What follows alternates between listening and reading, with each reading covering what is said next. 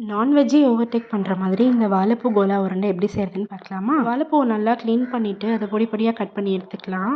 அது கூட ஒரு வெங்காயம், தேங்காய், இஞ்சி, பூண்டு, பச்சை மிளகா, சீரகம், சோம்பு, மிளகு, கிராம்பு, பட்டை, வரமிளகா, கொஞ்சம் பொட்டுக்கடலை மாவு. ஃபஸ்ட்டு ஒரு பேனில் எண்ணெய் ஊற்றிட்டு இந்த ட்ரை மசாலா, வரமிளகா, பச்சை மிளகாலாம் சேர்த்து வதக்கிக்கலாம்.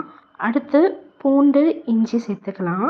அது கூட வெங்காயமும் சேர்த்து நல்லா ப்ரௌன் ஆகுற வரைக்கும் வதக்கிக்கலாம். ஆனியன் நல்லா வதங்கினதும் தேங்காவை நீங்கள் துருவியும் இல்லை கட் பண்ணி பீசஸாகவும் சேர்த்துக்கலாம். எப்படி இருந்தாலும் நம்ம மிக்சியில் கிரைண்ட் பண்ணி தான் நம்ம உருண்டை பண்ண போகிறோம். லாஸ்ட்டாக நம்ம கட் பண்ணி வச்சுருந்த வாழைப்பூவையும் சேர்த்துட்டு தேவையான அளவு உப்பும் சேர்த்து நல்லா வதக்கிக்கலாம். மிக்சியில் அரைக்கிறதுக்கு முன்னாடி நல்லா ஆற வச்சு எடுத்துக்கலாம்.